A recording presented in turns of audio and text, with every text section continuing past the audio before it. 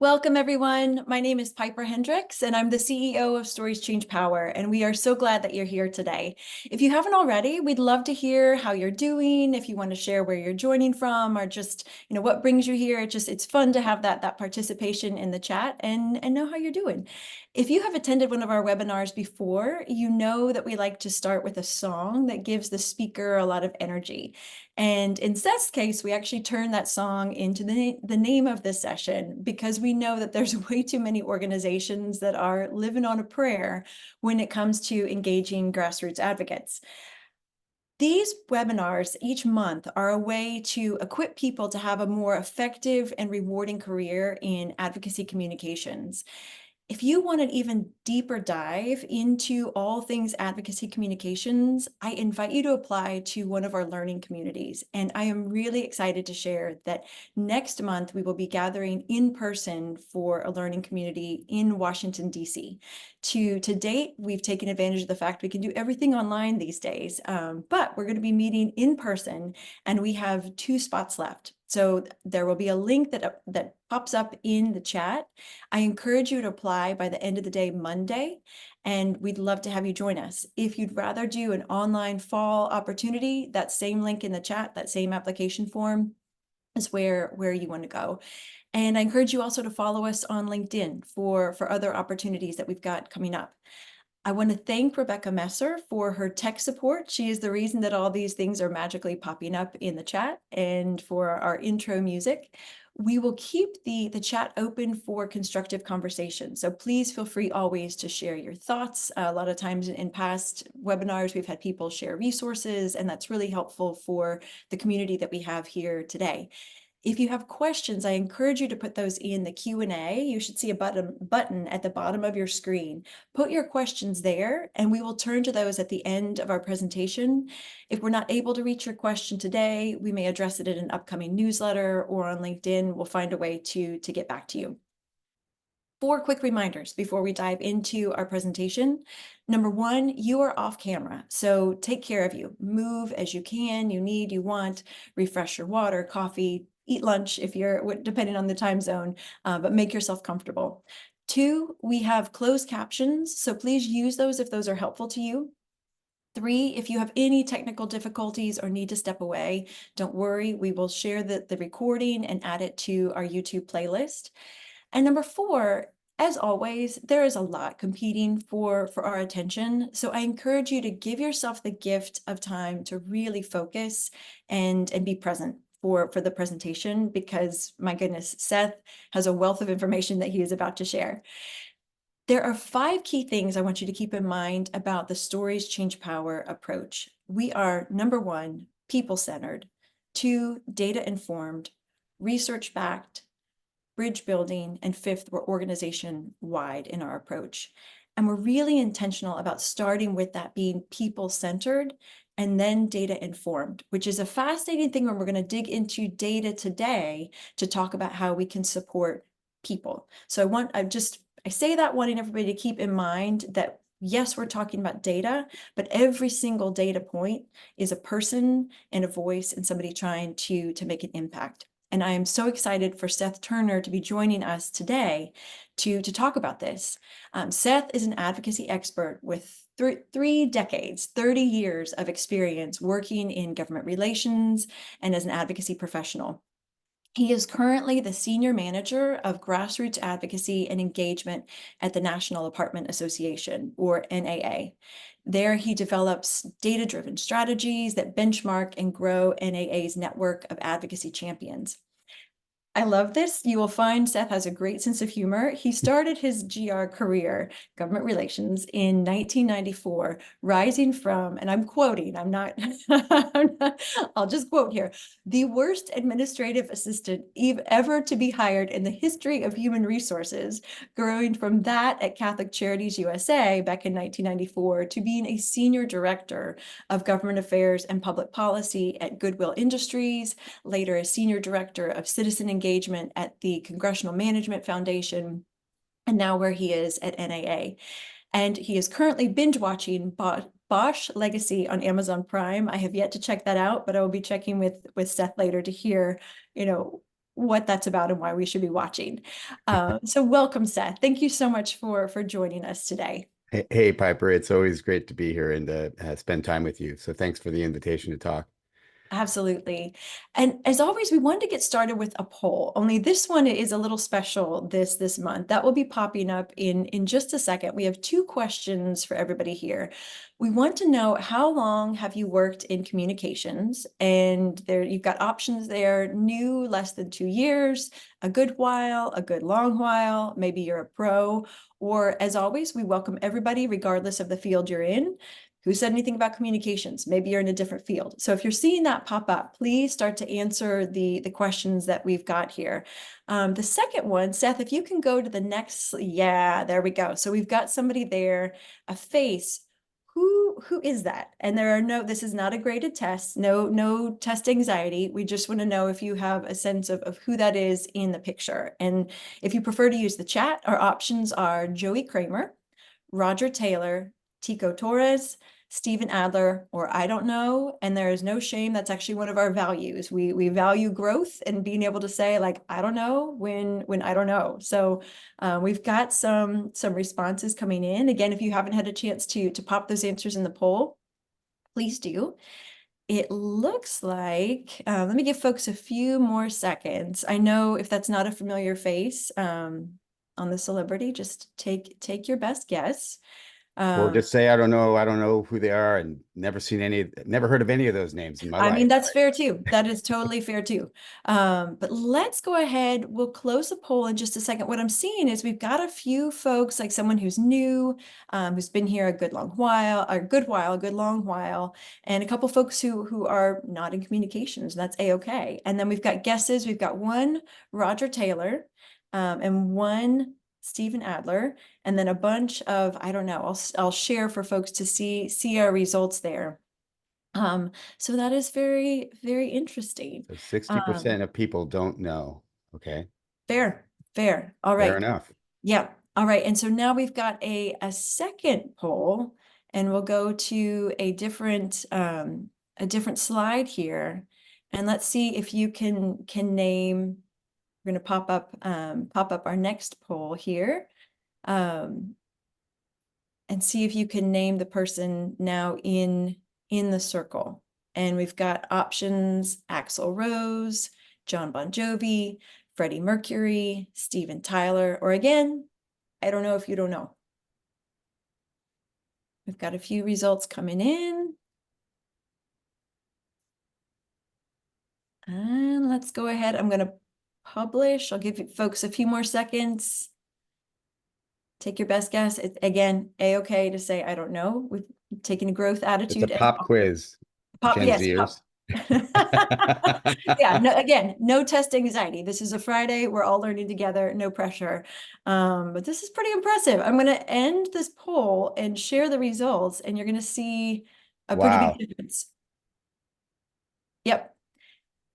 86% on John Bon Jovi. So Seth, what was our first number there? Impressive. So on the first poll, nobody got the right answer. The right answer was Tico Torres, who happens to be the drummer for the John Bon Jovi's band. And all the other people that you saw listed were actually the drummers of, the other bands that are listed here of all these really familiar names. And that's the whole point of what we're talking about today when we think about strategies for advocacy. When it comes to advocacy, if you're a lobbyist or you're like the grassroots affairs kind of professional, if somebody just comes up to you offhand and asks you the question of, who are your best lobbyists, typically you're going to be able to just off the cuff name probably maybe between five, if you're really good, 10 people that you can kind of list. And then after that, you're kind of like, I don't know, that's about as many as I can name. And that's because the people that you can name are those rock stars. They're the John Bon Jovis. And those are the people that where the other people, the drummers, often are living in their shadow and often get overlooked, but they're in their own right. I mean, Tico Torres is a really good drummer and he's a really good musician. And it's unfortunate that people don't know his name because John Bon Jovi is sucking up all the attention there. And so that's why this approach is really important. What I'm going to be talking about today is so important, is because if you want to build an advocacy network, you can't just go with your gut and kind of just thinking off the top of your head who are the people that are the best and kind of just start a list. You need to start being a little bit more proactive and deliberate about it, and using data to start figuring out and researching to find those really other talented musicians that are in your advocacy network. And so that was the purpose of taking those polls. I'm actually glad it was the first time we've ever tried that, and I'm glad that the data actually turned out exactly the way we hoped it would. It took a little bit of a risk there. It could have been everybody knew who Tico Torres was, but it turns out my gut instinct was correct on that one. So thanks for playing with me there, Piper. So here's what we're going to talk about today. First off, I'm going to talk a little bit about our annual lobby days and some of the data behind that and how we use data to make that better. Then I'm also going to talk about using data to build the key contacts program. So a little bit more about what I was kind of getting to in my initial remarks there. Over the course of my conversation, I'm going to be sharing with you a lot of data as well. And as Piper said in her opening remarks, I have some discussion breaks in there, like one discussion break kind of halfway through where we can have a conversation. So please ask questions, put them in the question and answer box so we can kind of get to them, have a real conversation, and let's make this conversational as well as just, there's nothing worse than Seth just talking at you, right? So here we go. So let's jump into our annual lobby day. So my second day on the job at NAA happened to be our annual lobby day, which interestingly enough, when I was at Goodwill, the second day on the job there was also their annual lobby day. So it just happens to be, I make a habit of doing that. But so that was in 2023. We had our annual lobby day. We had another one in March just recently, and I'm going to talk to you about sort of the comparisons between those two events. So here's what we do on our annual lobby days. Before the events, we have people actually schedule their own meetings. So we, as the day approaches, we track the meetings that have been scheduled, and we kind of monitor that pretty closely. During the conference, of course, during the event, we collect meeting feedback. As people have their meetings, they then provide feedback about what happened in that meeting.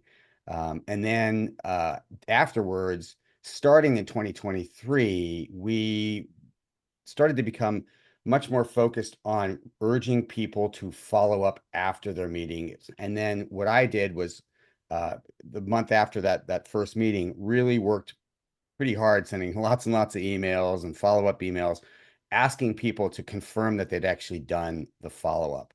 And then one of the things we also did was just look to see and tracked to see, so if they asked the member to co-sponsor HR 1234, about 2 months later, we went and looked to see which members of Congress that had had meetings with them actually took the action that was requested. So let me share a little bit of data about what happened in 2023. And so in 2023, we had 262 meetings that happened. And a lot of people, when I mentioned that number up front, they're very like, wow, that's a pretty impressive number of meetings.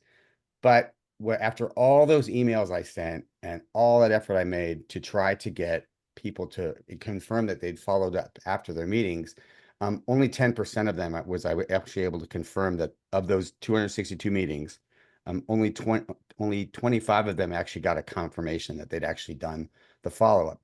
So here's why follow-up is important. There was a survey done by the Congressional Management Foundation, which is the place where I used to work before I came to NAA. And they asked this question here. They asked, do constituents generally follow up with you in a helpful and timely manner? And what the survey found was that constituents pretty much fall down on the job when it comes to doing follow-up, that only 15% actually do follow up in a timely manner or a helpful manner. 85% can do better. So when I showed this slide during the 2024 advocacy event, and I showed them that only 25% or only 10% of them had done that, they realized, wait, so 15% follow up in a helpful and timely manner, and we were only 10%. That means we stink at follow up. And I used that data. I stood up there and I didn't have to say, that we stink at this. I actually just put the data up there and let people You could see around the room people's mouths opening and eyes got wider, realizing like, oh my God, we haven't been doing this. We're not doing a good job. We're falling down on the job. When most constituents are not doing a good job, we're even worse than that. And so it really kind of, you could just sense the crowd really buying into the argument for doing follow-up, more so than what had happened when I would sending emails in 2023 urging people to follow up. They really didn't even really understand why it was important. They just were kind of like sending me messages back, uh, kind of to the effect of like, meh, like I already did the meeting. Why should I be sending a follow-up message? So here's what happened in 2024. I delivered this slide. I showed them the comparison there. So in 2024, we actually had almost the same number of meetings. We had 260 meetings. But this time we quadrupled the number of confirmed follow-up meetings. So that's something we're just simply just demonstrating using data and also showing people like how that really moves the needle and how they can engage. And also just them realizing like, oh, like you're tracking these things, you're paying attention, and that when we're doing that meeting, we're providing that feedback and stuff. It in those messages, we're responding to that follow-up, those feedback messages or reports that they sent us, and it demonstrates there's a dialogue that's happening between um, the national office and the people who came to the event, rather than it just being like we're all coming here for an event, everyone's taking selfies, putting them on social media, feeling really cool, getting to go maybe see the monuments. Ours happen to be the cherry blossoms. We're in full bloom. Everyone's having a great time. It's kind of a check the box thing. And I'll tell you, like I've been in meetings where um, the person the constituents in there, they're talking, and the staff person that they're meeting with, they know it's a check the box meeting. They know they're probably never going to hear from that person again, or within the next year. In fact, when I was at CMF, we did an interview with a legislative director, and she said something really interesting. She said, when I have a meeting and then I never hear about it again, to me, that makes me wonder how much of a priority that is to the group. So it really kind of helped us to and that's why they know when they know they're not going to get follow up. It happens year after year after year. That staff person is sitting there checking the box. They're maybe doodling in their notepad. They're not taking the meeting seriously because they know they're probably not going to see you in a year or even more. And so using this data to convince people to start doing more follow up and to engage more will also start to build more relationships between those constituents that have had that one-off meeting and start turning these one-off annual meetings into something more tangible, into an actual tangible relationship. And So at that, go I ahead, I Piper. want to jump in really quickly Yeah. because I think some folks may, like when we say Hill Day or Fly In, they know Mhm. exactly what we're talking about. And they may even have some like, oh my goodness, they know how much work goes into that. We had a couple folks register internationally. So just in case, I want to Okay. be sure we're all on the same page.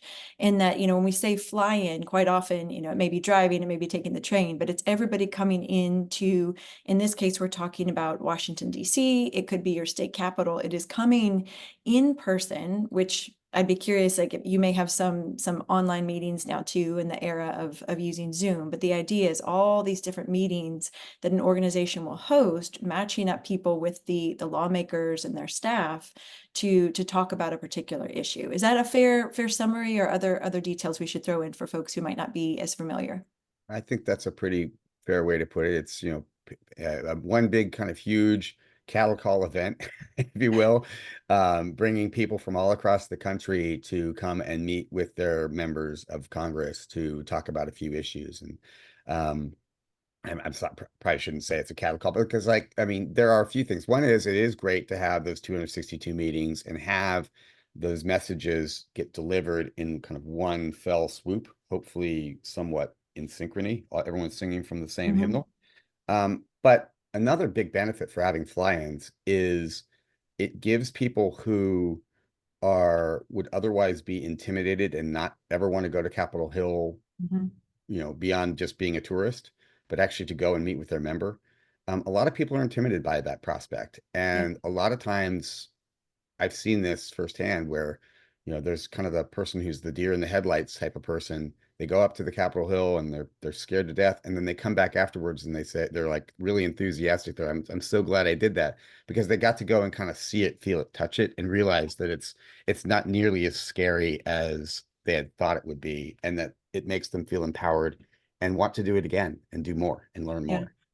Absolutely. No, I remember my days at Habitat for Humanity, and we'd bring in people who lived in homes that were built by our organization. And if folks have questions about Habitat for Humanity, I can share more later. But it was so powerful. And I think those of us who have lived and worked in DC for so long, we drive past or walk past or bike past, we see these seats of power every day and forget that for folks coming in. I mean, I had people say, I never thought I would be in the halls of Congress, much less, be talking to a policymaker and sharing their story. And it's incredibly powerful. And so that's where, I think both of us are so passionate about making sure that people are prepared to do that and then do so in an effective way, because nobody needs to fly across the country to share, talk about an important issue, just to have someone else doodling in their notebook. Yeah. And I think the point I would also just kind of drive home though, was that there was a big difference in when I stood in front of 500 people to make the case for doing follow-up. It's Mm, one thing for me to share anecdotal information, like I could have shared that story about the one legislative director who said that about, like, to me, I'm wondering how much priority it is to the group. But to share that story with a slide that says 85% of the people that do follow-up don't do it well, or constituents don't do it well, standing there with that chart behind me, um, just helps to make the case in a way that it wouldn't have. And I can definitely tell you that, um, you know, that would have helped me even more had I known that when I had a lot less gray hair and wrinkles on my face. When I was much younger, I will tell you that I'm a much more like just by birth, I'm a gut instinct kind of person, an anecdotal type of person, not really a data person. I learned to be, and that I realized probably in my 30s that just how powerful it is to be that data can be to really get people to take you seriously, especially when you're young and you're around the table and people aren't taking you seriously because you have a really young looking face, and there are older people around the room that are kind of they've earned their stripes, and they have their own circles, and they're kind of connected already, and they've known each other for years, and you're kind of trying to break into the new scene. mhm. That being a person who wants to be taken seriously, using data can really be a powerful way to kind of get your foot in the door. Yep.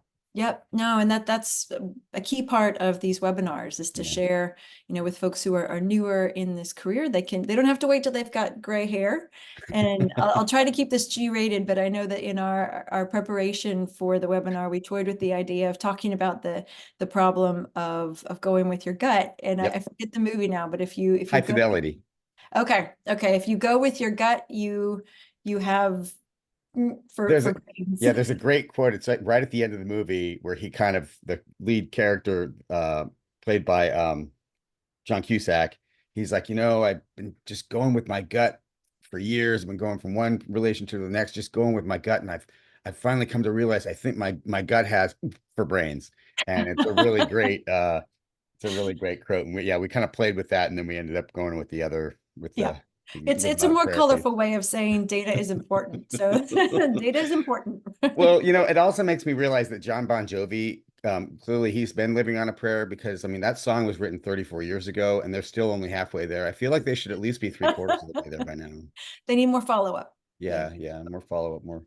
All right, well, let's move on back into kind of the next part of what I was going to talk about, which is just using data to build that key contacts pipeline. So, I talked about sort of there's sort of your rock stars, your lead singer type people like Bon Jovi, about, the drummers and how you find those. And, so here are, now we're going to talk about sort of how NAA has approached looking for and researching and kind of sleuthing out who those really fantastic drummers and other musicians are within our advocacy choir. So, first off, one thing is we're building a key contacts program because we believe that key contacts have a lot more power than are the most powerful tool that any association or nonprofit or company has in their advocacy arsenal. We know this, there was a question also done by CMF that says, if your member or senator has not already arrived at a firm decision on an issue, how much influence might the following advocacy strategies directed to the Washington office have on his or her decision? This was a question that was asked of legislative directors and legislative staff, I believe in 2016. And here is what they found.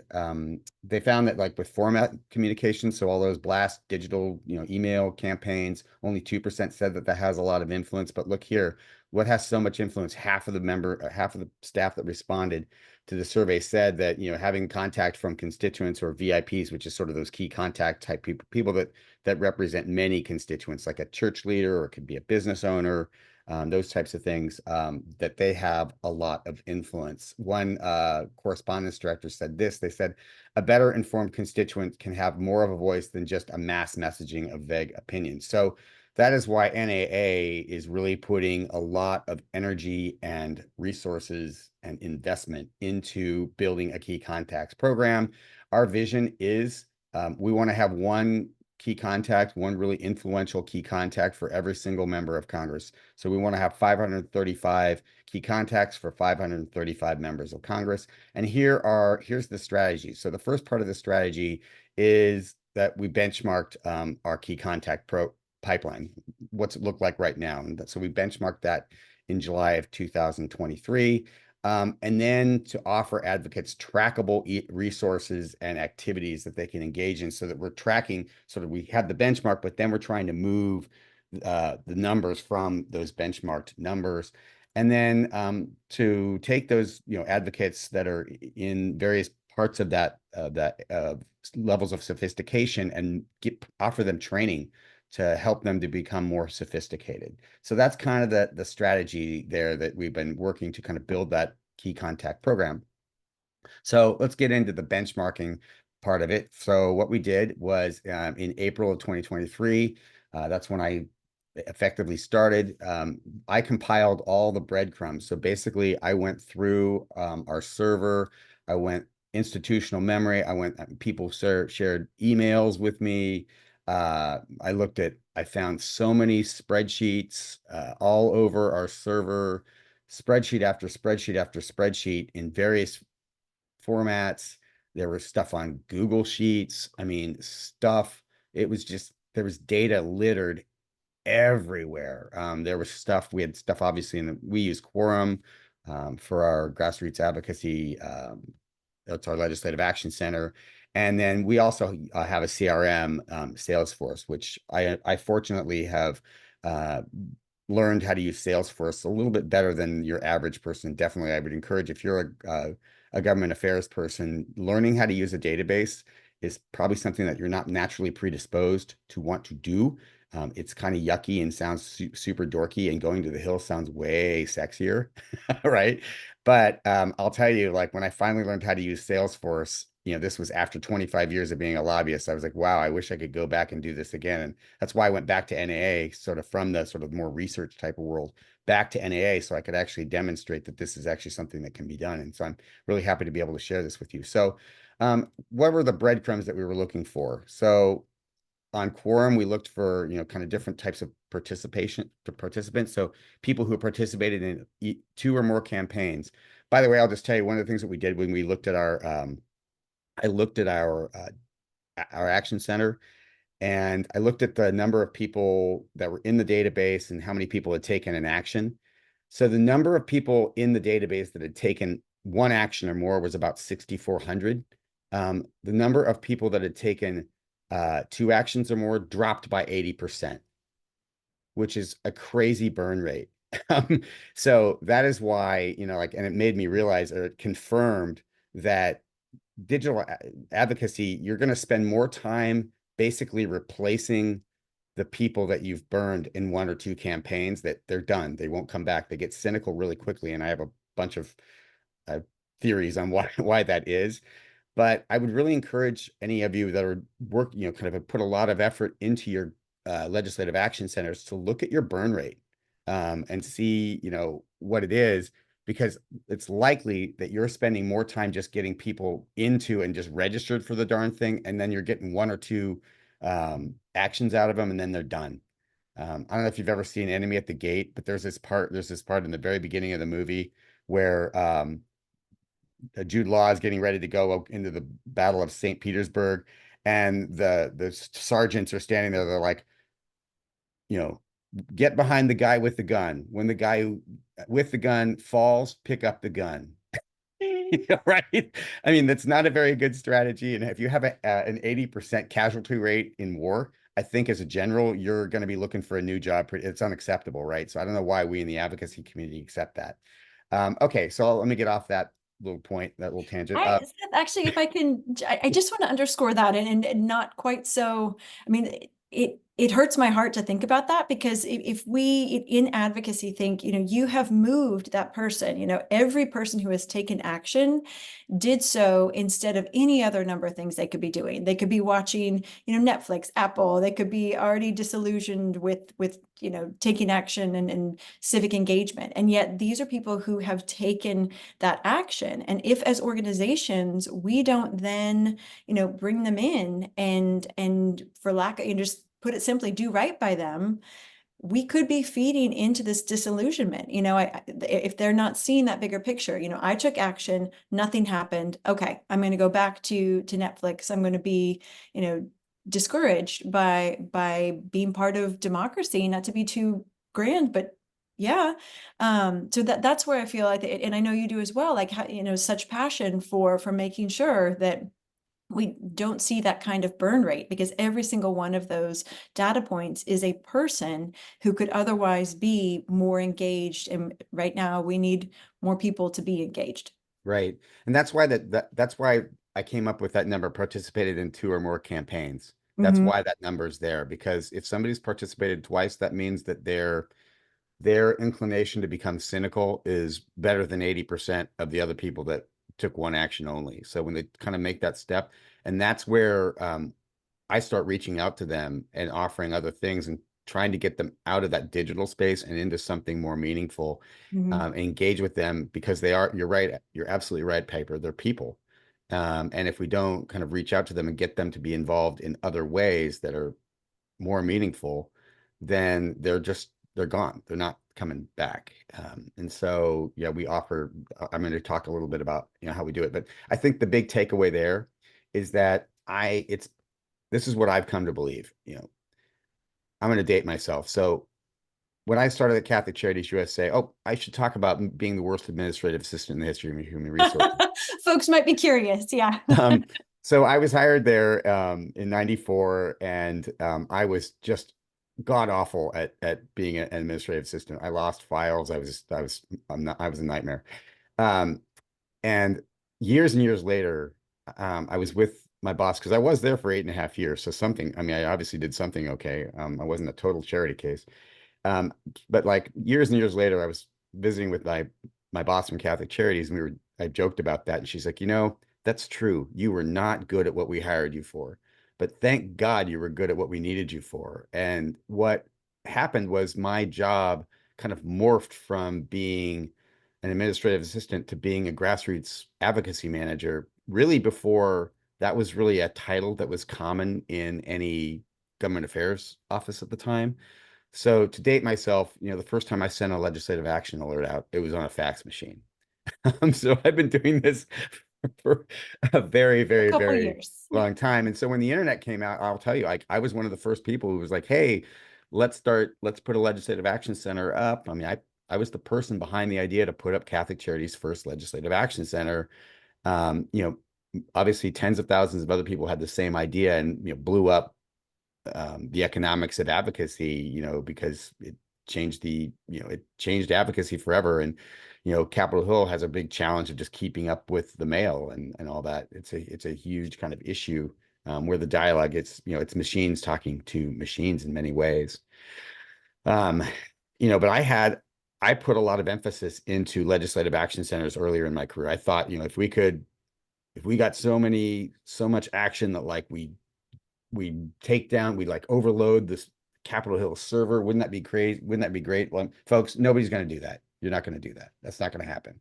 You're going to have anemic campaigns like mine, where mostly, I was happy to get 600 messages in a whole campaign sent to the entire Capitol Hill, and I think it takes 50 to just get out of the mailroom and get noticed, right? So, anyway, put a lot of emphasis into that and realized but now I've realized so legislative action centers are not an influencing tool. That was a really long-winded way to get there.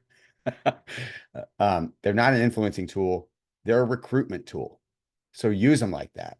And that's why we use our legislative action center. I look at who's taken action, and I look at who just signed up who just came out of the recruitment office, who's taken 2 actions. What do I do to get them over to boot camp and on the bus to boot camp? Okay, so we looked at people who participated in a number of unique campaigns. This is stuff out of Quorum. Then we looked at also people, I was looking for people who participated in our flying event, like the annual kind of come to DC flying event, or what we call our at-home flying event, which is what we call the at-home program. So encouraging people to have meetings with their members in the district, while they're at home. We also knew that there were some people who had relationships with members of Congress, so we logged that, and I found records of that. We have an awards program called the Advocate of the Year Award. So I went back and plugged in any records of anybody who's been nominated or won that award.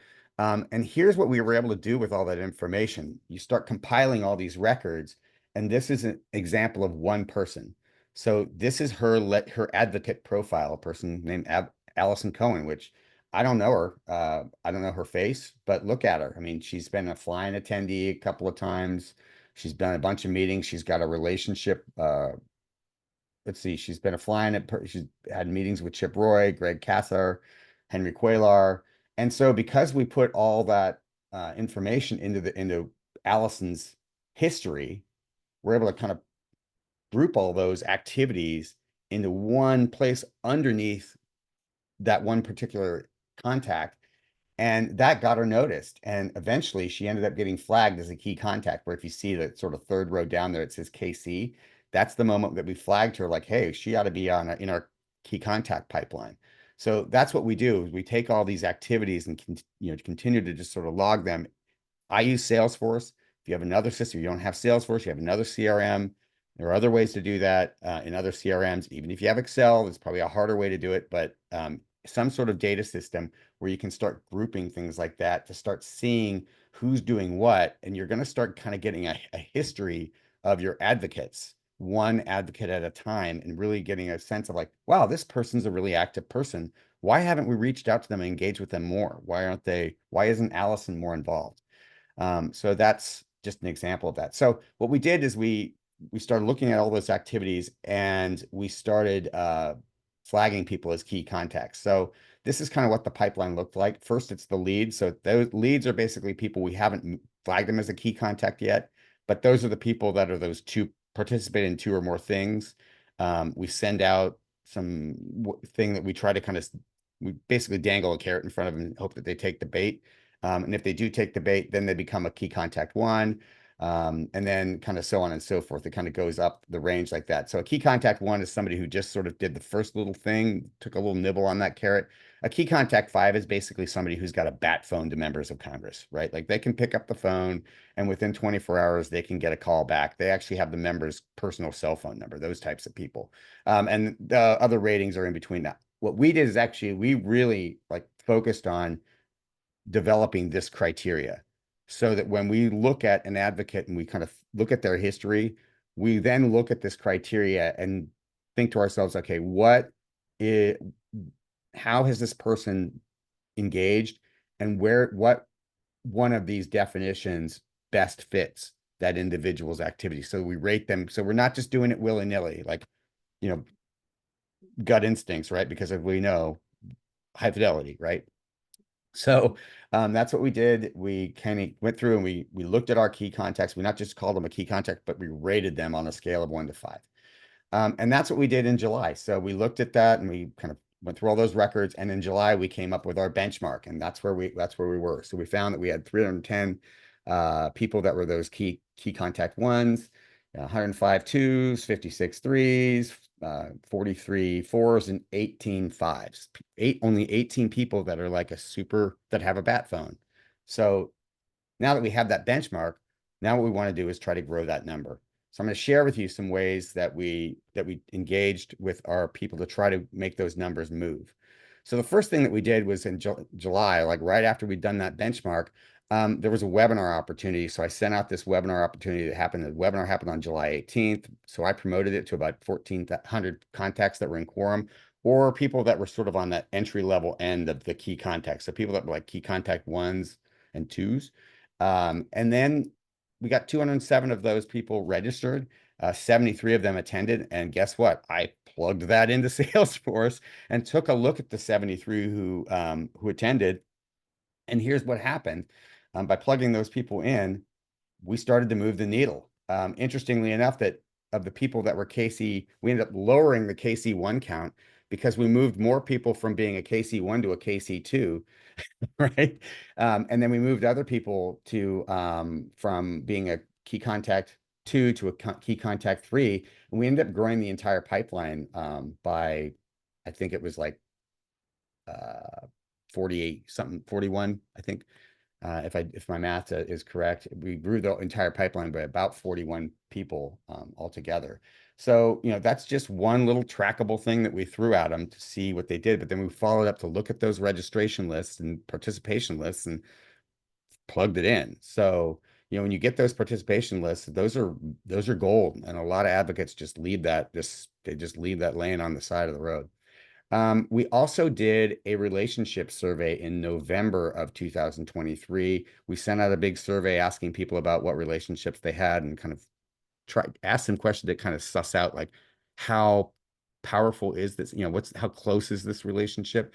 Have you met with them a couple of times or do you have a bat phone? Is basically the way the questions were. So we circulated it to, kind of association execs, government affairs directors, and other people that were on our key contacts list. At the end of the year, we had 62 people that had responded to it, and we collected information needed to assess and then rate those relationships. And those also, we plugged them into Salesforce. And so here's what we ended up with was we ended up with 371 relationships that we know of now in that where I can now track that. So there's a connection. If you look at one of our a record like Allison Cohen's record, if she had answered this, it would have said relationship and it would have shown me who the relationship is. And we also rated them, as you can see, same scale, 1 to 5. We have criteria for that. And using that, if we need somebody to reach out to, say Henry Cuellar, and if she had said, I have a relationship that's a 4 or 5 with Henry Cuellar, now I know to pick up the phone and say, hey, Allison, I know you've got a really good relationship with Henry Cuellar. Could you reach out to them and reach out to that office and ask them what we need to ask? So that's where that can be really valuable. And that, of course, also allowed us to we looked at who participated in the relationship survey. And then, of course, we also then assess what does that mean for the entire pipeline? So here's where we are as of the beginning of this month. We've grown the pipeline considerably by 142 individuals in the course of just a year. And so what you can see here, though, is that looking at that data, what does that tell you? What it shows me is that we're doing a really good job at moving people into the pipeline, getting people into being a key contact 1 or a 2 or 3. We're growing those numbers, but we've been not really growing the number of people in the higher end nearly as much. So what are we going to do about that? So in looking at this data, we're using that to then assess, and you can kind of see, it tells you what do you need to do next, right? You're not going with your gut anymore. You're not living on a prayer. We're looking at oh, I know, you know what we need to do? We need to have an advocacy academy. That's what we need to do. We need to move those people in and, up the ladder. So that's what we're doing. So I got to tell you something. When I proposed to spend $150,000 to get, I started out with, let's try to get 40 people. They moved it down to, I think it's $100,000. But when I proposed to do that, nobody batted an eye when I said, let's take $140,000 and spend it on training 40 or 25 people, bringing them into a hotel room, making them sit through 10 hours of training. nobody batted an eye. You want to know why? Because I had a chart behind me.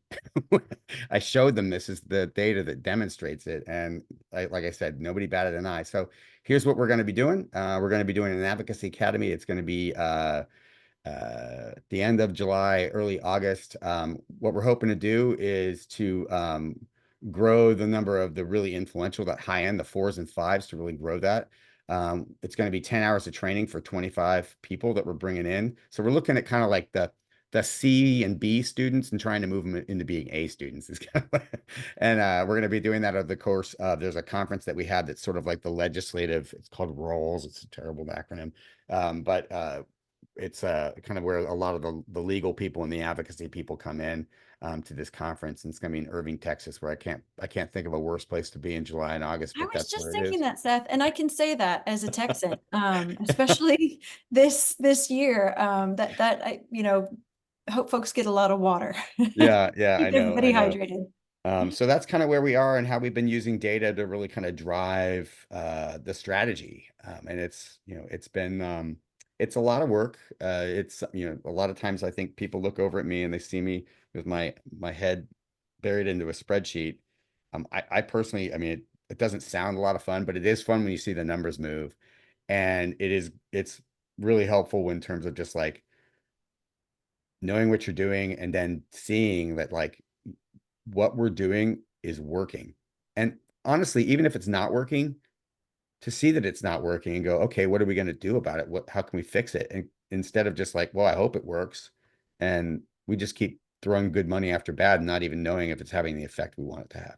Yeah, no, I really appreciate all of that. And two things that strike me, I think, as communications folks, and I don't want to pull everybody in with me, but so I'll speak for myself. Sometimes numbers like that does not feel as creative, that does not feel as exciting, but you've really done a good job of underscoring, why the data is so important, and how we can't just go with what we think would be appealing to us, for example, or assume that without being strategic, when we need people to take action, they'll magically be there. It takes this intentionality. And it's striking too, the difference between, how advocacy can be portrayed in popular culture, where, somebody just, bumps into a congressman in the hallway and has a conversation that's so persuasive, or you reach your congresswoman and just magically give them a call and they listen, and it's, there's more to it, it's more complicated. So really having that level of preparation and the training and the support, you've shown here why it's needed. Yeah, it's having that I was kind of thinking about like a lot of times, especially when, sort of in my chapter one of my career when I wasn't using data at all. I wasn't a data guy. I was, there were a lot of these lists that would come in and you'd look at the list and then you'd set it aside and it would sort of sit over there on the server and you'd never look at it again because that event's done and you ran off to the next thing, right? And I Yeah. think that's also a problem though. And it's a real, it's it's a real challenge in that if you're in government relations, chances are you're under-resourced, you don't have enough time. And so like even if you're well-meaning, like, okay, I'm going to do this, you actually have to really commit to it. And because, chances are you'll say, okay, I'm going to do this, and then you'll start it, and then, that's the thing about Congress, right? They never check my schedule before they do anything. It's annoying. And you have to go run off and put out a fire. Yep. Interestingly, so when I was at CMF, I had this sort of suspicion that um, advocacy groups were kind of under-resourced. They're very valued, but then they're under-resourced. And so we did the only time that CMF ever surveyed the advocacy community. So I did a survey, and what we found was, so we asked two sets of questions. The first set went like this. It went, basically, advocacy is the value for advocacy is articulated by leadership and in the strategic plan.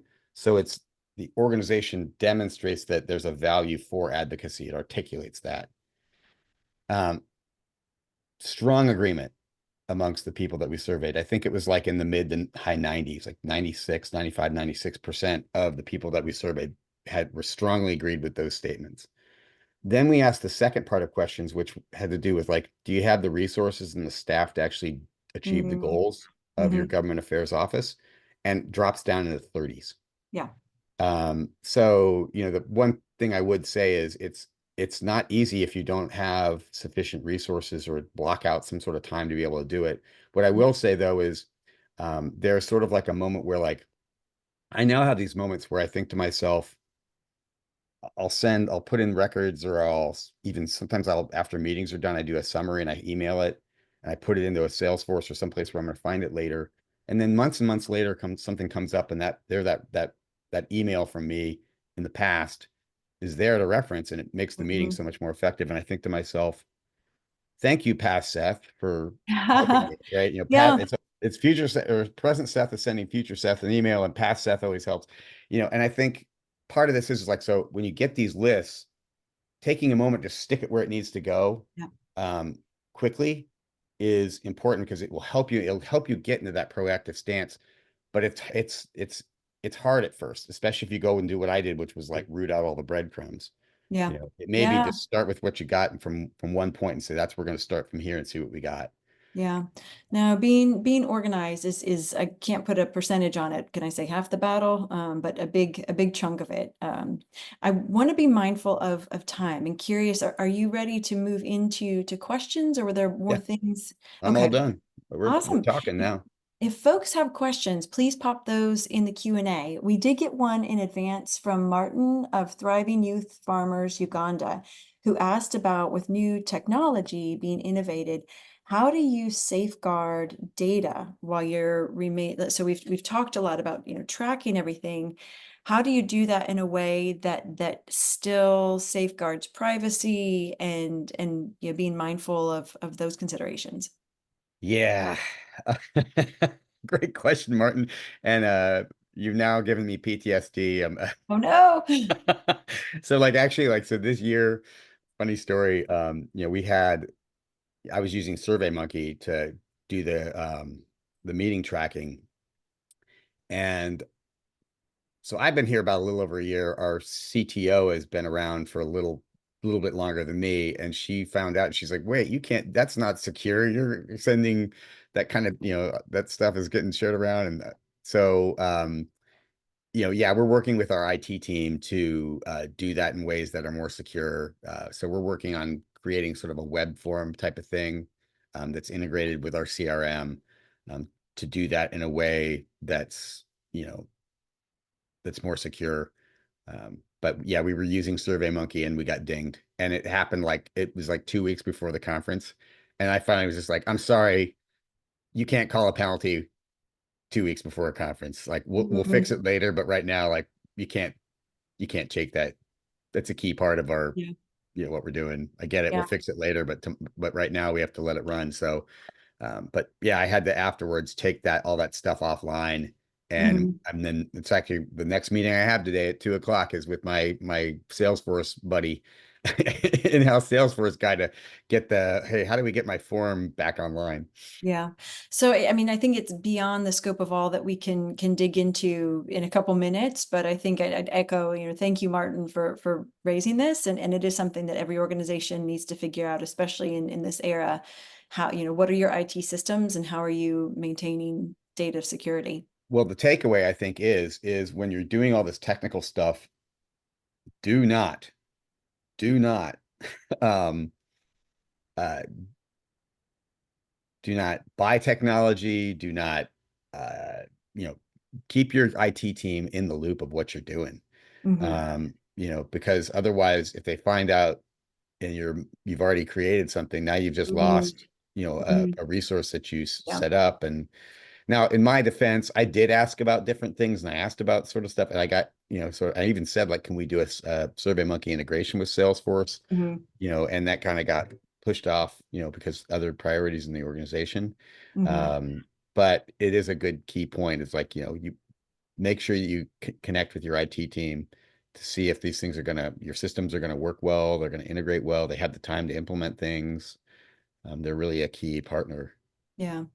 If you can stop sharing your screen, we'll have people see you wave a little bit more clearly. And we had another question in advance from Pam Austin, who, as many folks are tuning into the call, is a team of one, and wondering, with all that we're talking about, I think it's when you've got a larger team, you have more resources. How would you scale this down to somebody who is a comms shop of one person? Oh, great question. Another easy question. We can just not Yeah. add it to. So, I mean, one thing I would say is learn some skills to get you to be more efficient, right? So, um, if you get stuff in Excel sheets or something like that, the last thing you want to do is sit there and plug in data entry one record at a time. If you've got Mhm. hundreds of, sometimes I've had thousands of records I've had to put in, right? So learn how to do an import or have somebody or find somebody who can do that for you. The other thing I would say is it's important to just like keep your systems really simple. Mm, Um, so, set up something that's like whatever system it is that you're going to have for storing your documents or storing your records. It's got to be something that's usable and simple. You don't want something that's super complex and hard to use. Also, think about like your knowledge management, which this is I'm going to say the most boring thing ever, right? The right. most boring three words you've ever heard anyone utter. Knowledge management protocols. We've lost everybody's left. But it's really important to sort of think of like I went through and I was like, okay, we have meetings. So how are we going to tag that in the record? So Mhm. we use activities in Salesforce. That's the object for people that understand that stuff. So whenever there's an activity about a meeting with a policymaker, it goes, it's meeting dash PM, which stands for policymaker, dash MOC, member of Congress. Mhm. And then we have some other fields that we use to kind of track other parts of it, but it's always that way. It's not one time it's not meeting space dash space. It's always I log exactly how that gets tagged because if you make one little if there's a space key in there, a space instead of just it not being, that meeting isn't going to show up on the report, or you're going Mhm. to have all these different versions of the same thing.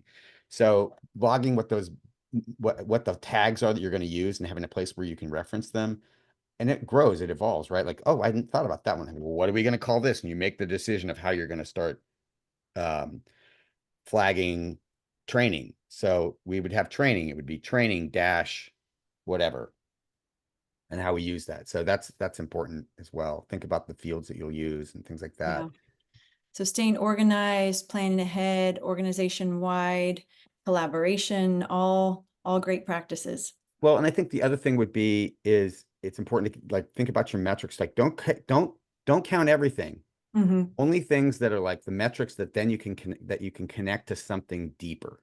So Hmm. think about that advocacy event, right? 262 meetings, that's counting widgets.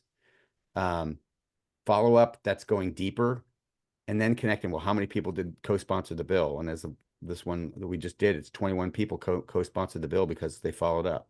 Yeah. So showing that drill down makes a difference. Amazing. Connecting Yep. it to something meaningful. Otherwise, if it sometimes you just have stuff it's just widgets that can't be counted to anything, don't worry about it. Yeah. Yeah. And as always, if folks have more questions, we welcome them at admin@storieschangepower.org, and we're happy to keep the conversation going. Seth, thank you so much for joining us My today. These pleasure. insights are invaluable.